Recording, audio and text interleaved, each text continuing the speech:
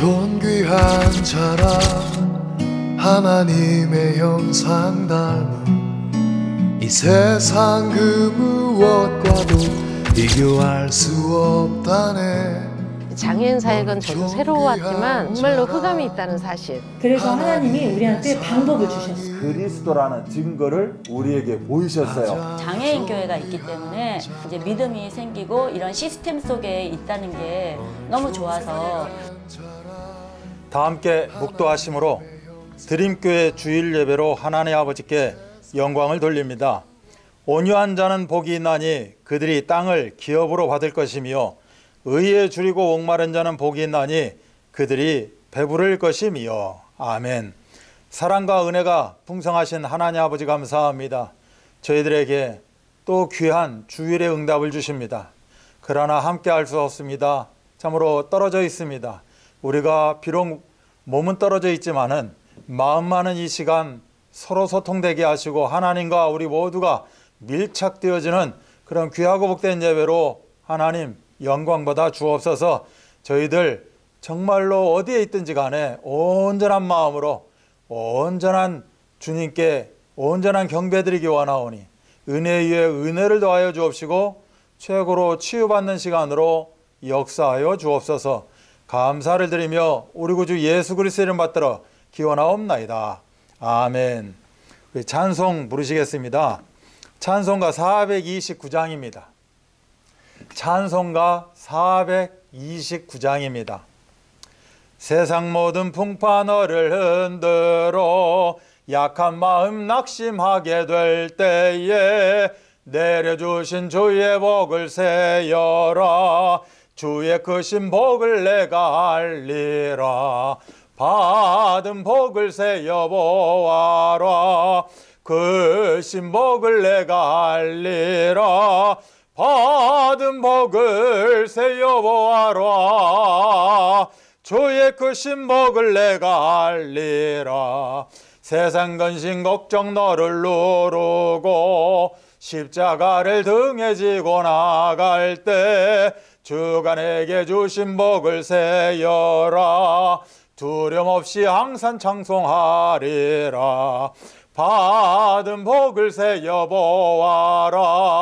크신 복을 내가 알리라. 받은 복을 세여보아라. 주의 크신 복을 내가 알리라. 세상 권세 너의 앞길 막을 때 주만 믿고 낙심하지 말라라. 천사들이 너를 보호하리니 염려 없이 앞만 보고 나가라. 받은 복을 세여보아라. 크신 복을 내가 알리라. 받은 복을 세여보아라. 주의 크신 복을 내가 알리라. 아멘. 은혜 받고 승리할 하나님의 말씀입니다. 시편 1편 1절로 3절 말씀입니다. 시편 1편 1절로 3절입니다. 복 있는 사람은 악인들의 꾀를 따르지 아니하며 죄인들의 길에 서지 아니하며 오만한 자들의 자리에 앉지 아니하고 오직 여호와의 율법을 즐거워하여 그의 율법을 주야로 묵상하는도다. 그는 시냇가에 심은 나무가 철을 따라 열매를 맺으며 그 잎사귀가 마르지 아니함 같으니 그가 하는 모든 일이 다 형통하리로다. 아멘. 우리 다 함께 신앙을 고백하시겠습니다. 주는 그리스도시요 살아계신 하나님의 아들이십니다. 아멘. 나를 한번 축복해 보겠습니다. 나는 행복한 사람, 하나님 자녀입니다. 나는 행복한 사람, 하나님 자녀입니다. 귀한 이 응답을 누리시기 바랍니다. 행복한 사람이라는 제목으로 말씀을 전합니다. 지금 강단에서 예수님의 그 행복 비전, 즉 산상보훈의 팔복이 펼쳐지고 있습니다. 이 예수님 팔복언양은 우리의 비전이 되고 이제는 꿈으로 나타나며 24집중으로 25 능력으로 영원히 드림교회를 통하여서 성취되어질 줄 믿습니다. 세상 복의 관점으로 예수님을 바라보게 되면 가고 오는 세상에서 제일 복이 없는 분으로 우리는 알게 됩니다. 오래 살지도 못했죠. 젊은 나이에 돌아가셨고 부자도 아니었습니다. 여우도 굴이 있고 공중의 새도 거처가 있을 때 예수님은 머리 둘 곳이 없다라고 말씀하셨습니다. 모두가 평안한 죽음을 소망하지만 예수님은 제일 극형 십자가에 고통스럽게 최후를 맞이합니다. 이런 예수님이 팔복을 이야기하고 있고 행복을 말씀하고 계십니다. 참 어떻게 보면 이해가 되지 않는 그런 내용이고 이야기일 것입니다. 우리가 옛틀을 깨고 새 틀을 갖추는 그런 시간 되시기 바랍니다. 더불어 복의 개념을 정확히 깨달아야만 됩니다. 하나님과의 관계 속에서 주어지는 영적인 복, 즉 거룩하고 신성한 기쁨, 이것을 보고 우리는 복이다라고 이야기할 수 있습니다. 하나님은 근본적으로 우리에게 복을 주시기를 원하고 계십니다. 오늘 본문도 그런 내용이지요.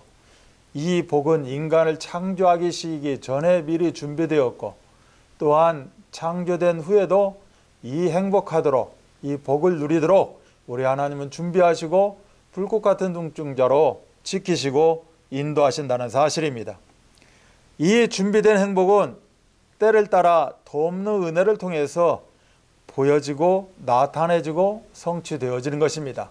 이걸 보고 우리는 여호와 이레 이렇게 이야기를 하죠. 그렇다면 때를 따라 돕는 은혜는 과연 언제 어떻게 나타나는가? 우리가 지난주도 계속해서 보고 있지만 WIO, with Immanuel Oneness, 하나님이 나와 함께 하시고 우리와 함께 하시고 모든 것 속에 함께 하시며 우리를 인도하신다. 복의 근원으로 축복하신다는 내용입니다. 인간은 인격적 존재로 하나님과 교제하며 하나님을 영화롭게 하도록 창조되었습니다. 이사야 43장 21절도 이 백성은 내가 나를 위하여 지었나니 나를 찬송하게 하려 함이니라 라는 내용입니다. 하나님 형상 가진 자에게 복을 주시고 하늘 땅 우주 만물을 정복하고 다스리도록 말씀합니다. 그러나 이 말씀을 불순종하여 마귀 자녀로 영적 축복을 빼앗기고 슬피 울며 애통하는 그런 존재가 되었다는 것입니다. 이걸 보고 우리는 창세기 3장 문제다라고 이야기를 하지요. 사단에게 영적 문제와 정신적으로 육신적으로 대물림에 이르기까지 참으로 고통과 지옥으로 이제는 영원한 지옥 저주 아래 놓이게 됩니다. 이런 악순환의 고리를 끊는 유일한 길, 바로 예수가 그리스도, 이 예수 그리스도를 믿기만 하면 원래 행복을 찾고 누리게 되어 있습니다. 그래서 하나님과의 관계 회복, 이것이 거룩하고 신성한 기쁨입니다. 우리의 삶 속에 하나님과 밀착되어지는 관계가 회복되어지고 복의 근원을 누리는 그런 귀한 시간들 되시기 바랍니다. 여기에 귀한 말씀이 있죠. 요한복음 15장에 나는 포도나무요 너희는 가지라. 그가 내 안에 내가 그 안에 거하면 사람이 열매를 많이 맺나니 나를 떠나서는 너희가 아무것도 할 수 없음이라. 이걸 보고 복의 근원, 거룩하고 신성한 기쁨이다 라고 이야기하는 내용입니다. 데살로니가전서 5장 16절 이하 항상 기뻐하라 라고 말씀합니다. 우리의 원단이죠. 느헤미야 8장 10절 이 날은 주의 성일이니 근심하지 말라. 여호와로 인하여 기뻐하는 것이 우리의 힘이 되는 것입니다. 이것이 바로 복의 근원이다 라고 하는 내용입니다. 모두 행복하기를 원해서 뭔가 열심히 합니다. 노력도 하고 참으로 이 세상을 그냥 놀고 먹지 않죠. 굉장한 노력 가운데 있습니다. 그런데 어떻게 보면 그 노력으로 인해서 더 큰 불행도 나타나기도 합니다. 모두 다 행복을 원하지만 정말로 그 행복을 누리는 길을 알지 못한다는 사실입니다. 그래서 마태복음 5장 8복의 성격과 특성은 천국 백성의 정체성을 말하고 있는 것입니다. 행복한 사람에 대해서 잘 보여주고 있는 내용이겠죠. 이런 말이 있습니다. 천국으로 올라가는 8개의 계단과 같다라고 하는 내용입니다. 도, 레, 미, 파, 솔, 라, 시, 도. 하고 한음 은계처럼 올라가는 내용과 같다. 그래서 성령 안에서 완전한 하나님의 영광을 향해서 저 높은 곳을 향하여서 한 계단 한 계단 차츰차츰 올라가는 이것이 팔복으로 비유되고 있습니다. 그런데 이 팔복이 또 한 계단 한 계단 올라가다 보면 왠지 떨어져 있는 것 같지만 결코 그렇지가 않다는 거죠. 이 팔복은 연결되어 있고 마치 우리가 이렇게 공원이나 보면 팔각정이 있습니다. 팔각정처럼 서로 연결되어 있다. 8개의 면을 가진 한 개의 다이아몬드와 같다라고 헌터라는 사람은 이야기를 합니다. 그리고 팔복은 예수님께서 이 땅에 오신 목적과도 관계가 있다라고 봅니다. 누가복음 4장 18절로 19절은 주의 성령이 내게 임하였으니 이는 가난한 자에게 복음을 전하게 하시려고 내게 기름을 부으시고 나를 보내사 포로된 자에게 자유를 눈먼 자에게 다시 보게 함을 전파하며 눌린 자를 자유케 하고 주의 은혜의 해를 전파하게 하려 하심이라.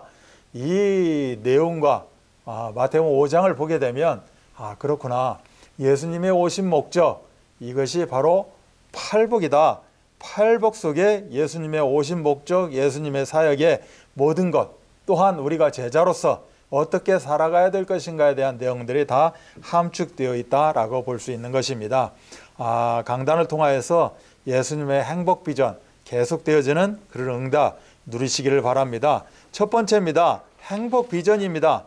마태복음 5장 1절로 12절 계속되어지는 강단을 근거로 해서 예수님의 행복 비전 4가지에 대해서 우리가 잠깐 묵상하고자 합니다. 첫 번째는 심령이 가난한 자는 복이 있다, 그런 내용이죠. 너무 가난해서 다른 사람의 도움이 없이는 안 된다는 겁니다. 바로 생존조차도 불가능한 상태, 이걸 보고 가난이다 라고 이야기합니다. 완전 무력한 존재, 전적 타락된 존재, 어허라 나는 건강한 자다, 이래서 하나님을 의지할 수밖에 없다 라고 고백되어지는 것, 이걸 보고 심령이 가난한 자다, 이런 사람들이 복이 있다라고 성경은 이야기합니다. 그래서 갈라디아서 2장 20절을 이야기하죠. 나는 죽고 예수가 그리스도 되심을 믿고 의지할 때 천국문이 열리는 것입니다. 그래서 행복 비전, 행복 성취의 그런 응답을 누리게 되어 있는 것이죠. 시편 56편 4절도 내가 하나님을 의지하고 그 말씀을 찬송하올지라 내가 하나님을 의지하였은즉 두려워하지 않습니다 라고는 고백입니다.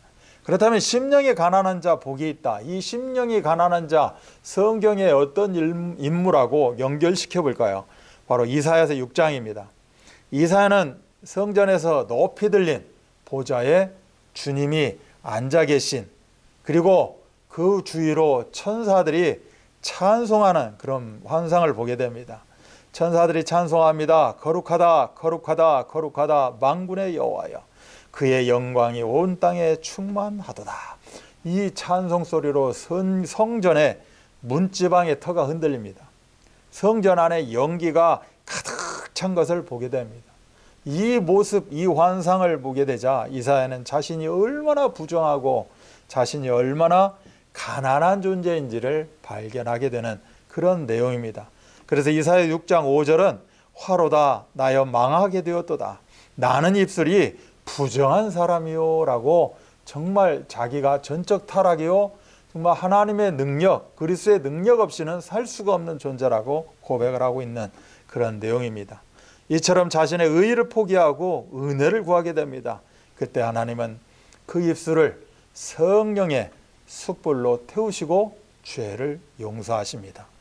이처럼 하나님은 성령이 가난한 자에게 은혜 주시기를 원하십니다. 그리고 그의 죄를 용서해 주십니다. 뿐만 아니라 천명을 깨닫게 하시고 소명과 사명으로 이어져서 237 나라 복음화에 그루터기에 남은 자의 응답을 누리게 하시는 그런 내용이 이사야 6장 13절 그런 내용인 것입니다. 이처럼 이사야처럼 늘 심령이 가난한 자가 되어져서 복을 누리고 참으로 하나님 주신 천명, 소명, 사명을 깨닫는 누리는 시간 되시기를 바랍니다. 애통하는 자는 복이 있다라고 말씀하는 내용입니다. 시편 84편 6절은 그들이 눈물 골짜기로 지나갈 때 그곳에 많은 샘이 있을 것이며 이른 비가 복을 채워주나이다. 눈물 골짜기로 지나갈 때 샘의 근원을 얻게 되고 이제는 성령의 역사를 누리게 된다, 이런 내용입니다.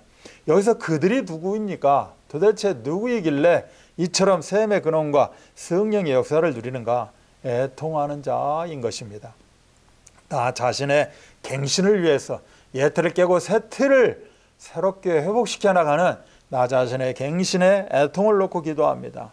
이제는 세상 가운데 불신 영혼을 놓고 하나님의 강단을 통해서 1인 1 교회화 운동을 놓고 정말 이 지역뿐만 아니라 세계 현장 237 나라 장애인 복음화를 놓고 우리가 기도하고 애통하는 그 심령들이 샘의 근원을 누리게 되고 성령의 응답, 역사를 누리게 된다는 것입니다. 또 이 사람들은 시편 84편 5절에 그 마음에 시온에 대로가 있는 자는 복이 있다라는 겁니다.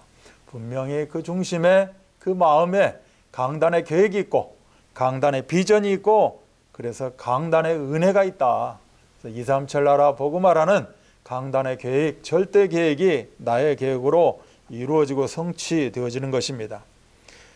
성경에 누구를 예로 들어볼까요? 마태복음 15장에 보면 가나안 여인이 나옵니다.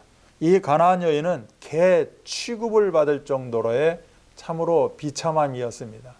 이 가나안 여인은 아이가 귀신 들렸고 그 아이의 그 질병을 놓고 치유를 놓고 참으로 애통한 심령을 가진 어미의 그런 마음이었습니다.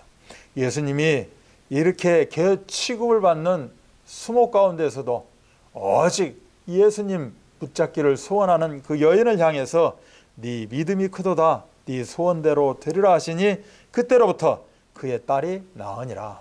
애통하는 자에게는 복이 있습니다. 하나님의 위로를 받습니다. 그 최고 위로를 받는 그러한 장면인 것입니다.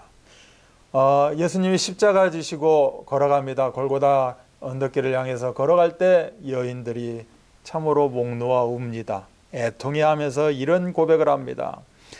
정말 그 예수님의 모습을 보면서 안타까워하는, 정말 내가 예수님이 지시는 저 십자가를 내가 져야 될 텐데 그러한 애통함입니다.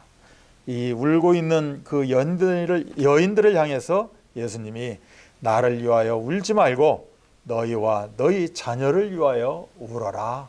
나를 위하여 애통하지 말고 너희 자녀들을 위해서 애통해라. 237 나라 장애인 복음화를 위해서 애통해라. 정말 그 가족 가문 복음화를 위해서 애통이 울라라고 이야기하는 내용입니다. 이렇게 되어질 때 시편 84편 7절은 그들은 힘을 얻고 더더 하나님의 최고 위로를 받게 된다라고 저희들에게 증거해 주고 있는 것입니다. 시편 84편 12절은 만군의 여호와여 주께 의지하는 자는 복이 있나이다, 이렇게 마무리를 짓게 됩니다. 하나님, 내 자신과 연장을 놓고 애통하는 우리의 심령이 되게 하여 주옵소서. 그래서 슬픔을 그냥 슬픔으로 지나가는 것이 아니라 기쁨으로 회복되어지고 하나님의 위로를 받는 시간으로 인도하여 주옵소서. 온유한 자는 복이 있다라고 말씀합니다.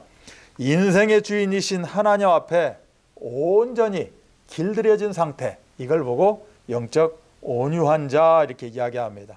바로 창세기 3장 나 중심이 아니라 예수 그리스도 중심, 이 상태를 보고 온유한 자 상태.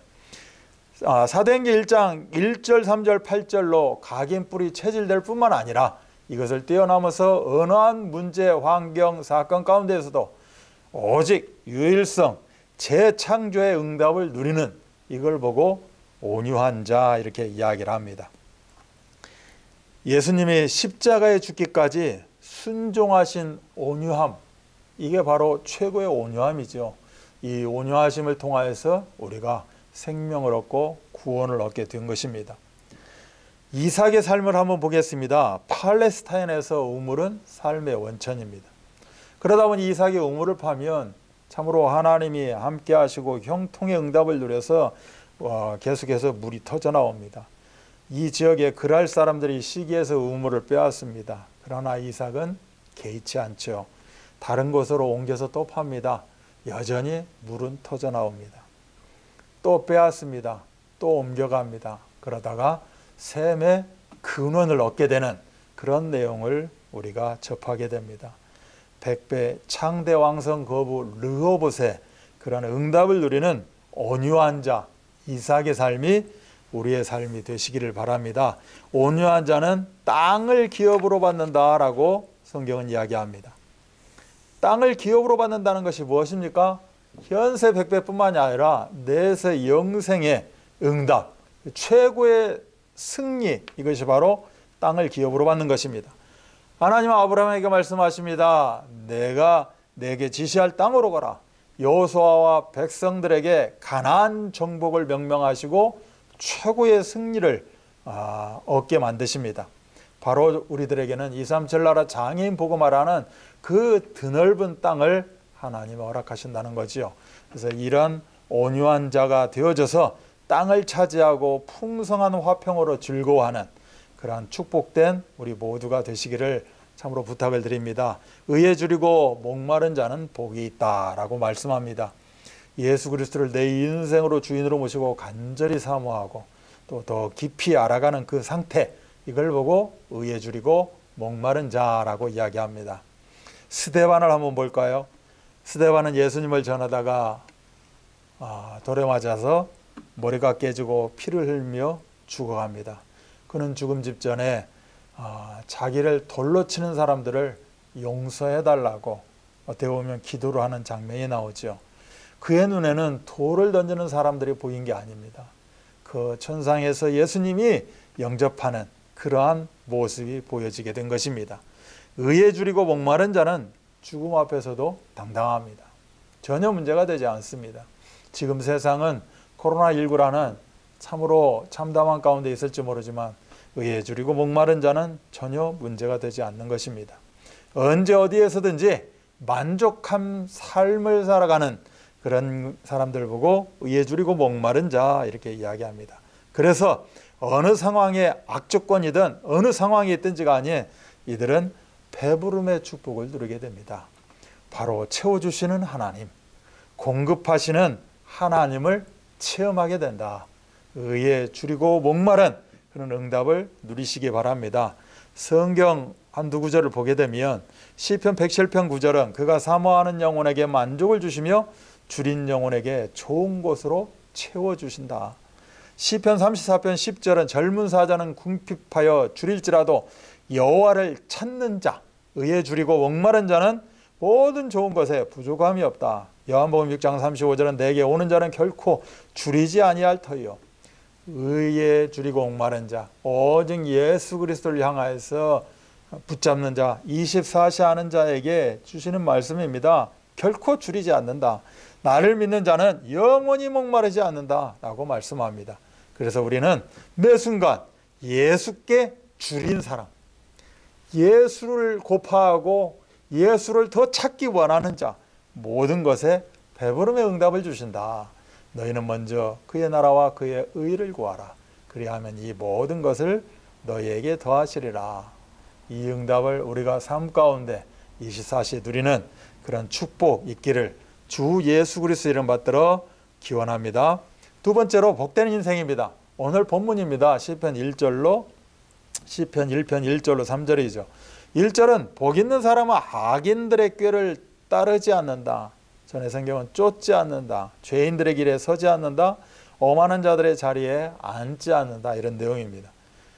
바로 따르다, 서다, 앉다, 쫓다, 서다, 앉다. 이것은 사람이 악에 빠져드는 그런 과정을 묘사한 그런 내용입니다. 이 내용은 바로 인생의 근본 문제 세 가지를 이야기하고 있는 내용이죠. 악인들의 꾀가 무엇입니까? 악인들의 꾀를 통하여서 우리는 하나님을 떠나게 됩니다. 죄인들의 길에 서게 되는 거지요. 죄 앞에 하나님을 떠난 그 자체가 죄이지 않겠습니까? 그래서 우리는 모든 사람이 죄인된 자리에 서 있을 수밖에 없는 것입니다.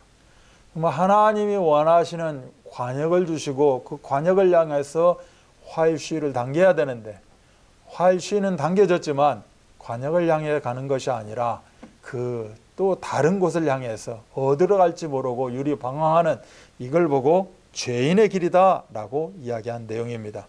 바로 오만한 자입니다. 마귀의 종로로 타는 것입니다. 바로 창세기 3장, 6장, 11장을 이야기하는 내용이죠. 악인들의 꾀를 따르면서 나 중심으로 살아갑니다. 또한 죄인들의 길에 선죠. 그래서 하나님의 자녀들이 세상 딸들의 그 치마폭에 쌓여서 세상 지금 상황이 무엇인지도 알지 모르고 살아가는 그런 상황 가운데 있습니다. 또 오만한 자지요. 이제는 교만입니다. 창세기 11장 하나님을 두려워하지 않는 정말 그 사단 흉내내는 그런 바벨탑 사건이 바로 창세기 11장입니다. 악인의 길, 죄인의 길, 오만한 자, 여기에서 우리가 참으로 완전한 자로 다시 한번 새롭게 회복되어지는, 완벽하게 새 틀로 회복되어지는 그런 응답 누리시기 바랍니다. 2절에 보면 오직 여호와의 율법을 즐거워하여 그의 율법을 주야로 묵상한다. 즉 말씀을 사모하는 태도, 이것이 바로 복된 인생인 것입니다. 근본 문제 가운데서 완벽하게 빠져나온 상태, 이것이 복된 인생이요. 또한 이렇게 빠져나온 사람들은 말씀을 사모할 수밖에 없다는 것이죠. 그래서 말씀을 주야로 묵상한다라고 이야기합니다. 묵상이 무엇입니까? 읊조린다라고 이야기합니다. 그 말은 바로 조용한 소리로 자기 귀에 들릴 정도로 늘 말씀을 묵상하고 읽고 다시 한번 또 새기고 확인하는 그런 겁니다. 묵상은 읊조림뿐만이 아니라 되새김이다 라고는 내용하고도 같은 맥락입니다. 말씀을 듣고 말씀 앞에 서는 말씀이 되새김질 되어지는 그러한 시간들이 분명히 필요하다. 우리 하나님도 필요해서 오직 여호와의 율법을 즐거워하여 그의 율법을 주야로 묵상하는 자, 이것이 바로 복된 인생이다 라고 말씀해 줍니다. 3절은 저는 시냇가에 심은 나무가 시절을 쫓아 과실을 맺으며 그 잎사귀가 마르지 아니한 같으니 그 행사가 다 형통하리로다. 받은 축복의 열매를 베풀며 사는 그런 태도, 이것이 바로 복된 인생입니다. 시냇가에 심은 나무입니다. 하나님이 시내를 만드시고 그곳에 하나님의 택한 나무, 택한 백성을 그곳에 심는다는 것입니다. 그 시내 참으로 완벽한 메마른 광야 같은 인생길을 뚫고 그 길을 파셔서 생수를 흘려보내시고 아름다운 풍성한 열매를 맺는 그 작업이 바로 시내인 것이죠. 그리고 나무가 무엇입니까? 이 시내에 적합한, 이 시내에 꼭 필요한 하나님이 원하시는 그런 이유와 목적, 의미를 두고 그 나무를 구해다가 그곳에 심는 것입니다. 별 볼 일 없는 인생처럼 보일 수 있습니다. 내가 뭐 할 수 있을까? 나에게 장애가 있고 어려움이 있고 환란이 있는데 내가 더 이상 무엇을 할 수 있을까? 그렇지 않습니다. 하나님 목적 가운데 있다면, 정말 우리가 예수 그리스도 붙잡고 하나님의 계획 가운데 있다면, 강단의 계획을 내 마음속에 나의 계획으로 붙잡고 있다면 하나님은 꼭 나에게 맞는 특별한 시간표 속에서 시냇가에 심은 나무 같은, 그래서 시절을 쫓고 열매를 맺고 참으로 풍성함을 누릴 수 있는 그런 기회를 우리들에게 허락하시는 줄 믿습니다. 그래서 잎사귀가 마르지 않는다는 겁니다. 바로 번영과 축복에 대해서 말씀하고 있는 것입니다. 그 낙엽이 줄기에 붙어 있습니다. 당연히 마르지 않고 싱싱할 수밖에 없겠죠. 그래서 궁극적으로 형통하리라. 잎사귀가 마르지 않는 그 의미가 무엇입니까? 늘 자양분을 마음껏 받아들여서 성장을 지속하고 있는, 성장을 지속시킨다. 그래서 풍성한 열매를 맺게 하는, 이것이 바로 형통하리라, 이 내용일 것입니다. 복된 인생, 오늘 시편 1편 1절로 3절 내용을 가지고 참으로 나는 행복한 사람이고 행복한 인생을 살아가고 있다 라는 그러한 귀한 하나님의 언약 가운데 있기를 소원합니다. 결론입니다. 행복한 사람은 형통의 응답을 누리게 됩니다. 여호와를 찾는 자, 하나님의 말씀에 순종하는 자, 일심으로 변함없이 하나님을 섬기는 자, 다 형통하리라, 형통하리라, 형통하리라 우리 하나님은 말씀해 주고 있습니다. 또 WIO 하나님이 나와 함께합니다. 우리와 함께합니다. 모든 것에 함께하는 이 비밀을 체험하는 자 누구입니까? 요셉입니다. 여호와께서 요셉과 함께 하심으로 그가 형통한 자가 되었다. 범사에 형통하게 하심을 보았더라. 이러한 WIO 비밀을 체험하는 자 형통의 응답을 누리게 될 것입니다. 항상 말씀을 떠나지 말고 묵상하고 지켜 행하라. 내 길이 평탄하게 될 것이며 네가 형통하리라. 여호수아 1장 8절의 내용입니다. 이렇게 행복한 사람은 형통의 응답을 계속해서 지속적이고 누리게 된다는 것입니다. 하나님 아버지와 최고로 밀착 관계가 유지되고 지속하기를 참으로 기도합니다. 큰 위기와 역경 가운데 있어도 주님과 나 사이에 영적으로 소통에 걸림돌 없이 어떻게 보면 디딤돌만 가지고 더더욱 밀착되어지는 그러한 시간표 되기를 바랍니다. 그렇게 되면 어려움과 역경은 오히려 주님과 더 깊은 소통이 이루어지는 시간표입니다. 지금 저희가 이렇게 강단에서 교회에서 함께 만나지 못하지만 이 시간표는 더 주님과 깊어지는 최고 응답의 시간표일 줄 믿습니다. 우리가 서로를 위해서 기도하며 참으로 하나님 드림교를 세우신 주님의 그 목적이 있지 않겠습니까? 주님의 핏값으로 세워진 우리 드림교회를 통하여서 하나님 영광 받아달라고 이제 우리가 서로 만나고 하나 되어질 때 이제는 왕성한 1인 1교회 응답 237나라 장인 복음화에 우리가 주역으로 쓰임받을 수 있는 그 시간표를 위해서 더 우리가 충만한 하나님의 응답을 누릴 수 있는 그러한 기회가 되시기를 바랍니다. 그래서 하나님의 스케일을 체험할 수 있는 또 다른 기회가 지금의 시간표일 겁니다. 이것이 구원받은 하나님 자녀의 절대 축복이고 절대 행복인 것입니다. 나는 참 행복한 사람입니다. 옆에 계십니까? 당신은 참 행복한 사람입니다.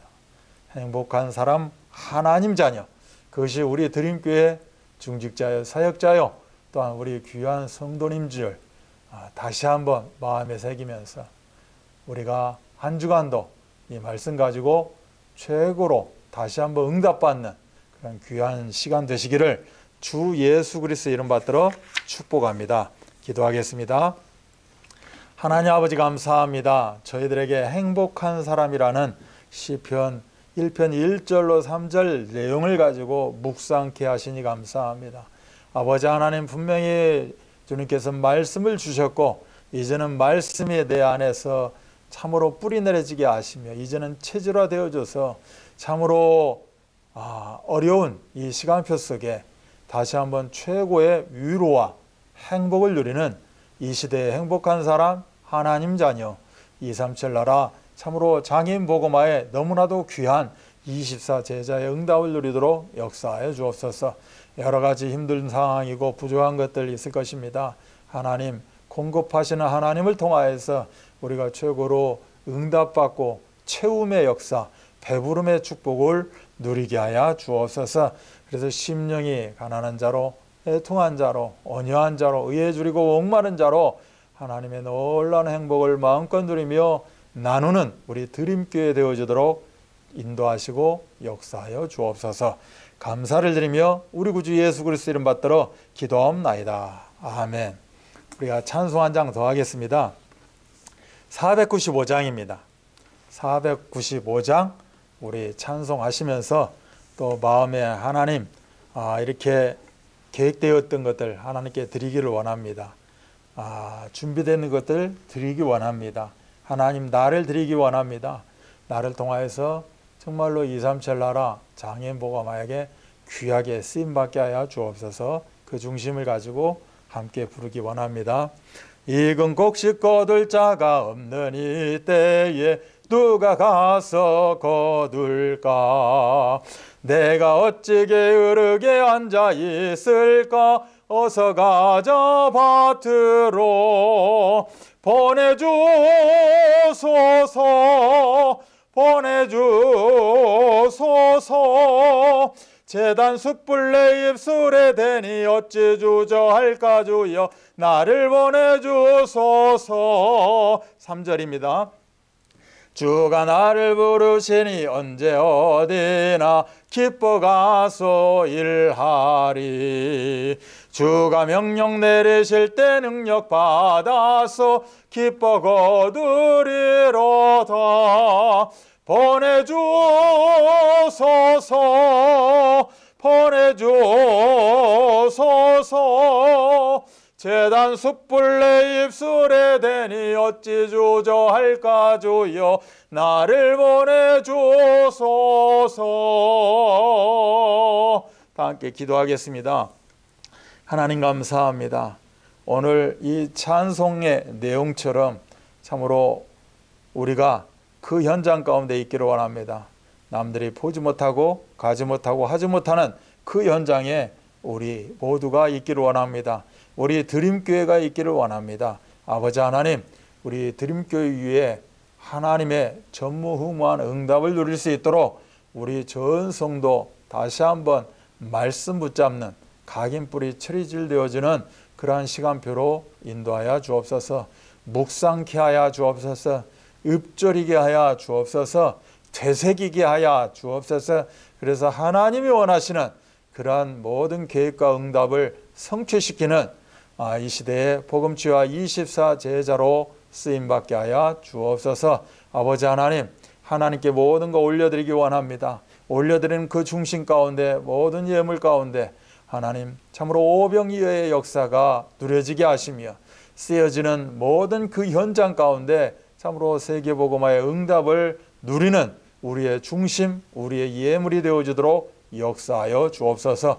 모든 문제를 해결하시는 우리 구주 예수 그리스도의 나와 하나님의 사랑하심과 성령 역사하심이 행복한 사람 하나님 자녀 바로 내각이고 나를 통해서 많은 자들에게 이 행복 퍼져나갈 수 있도록 코로나 바이러스가 아니라 행복 바이러스가 이제는 멀리 펼쳐질 수 있도록 하나님 다시 한번 결단합니다.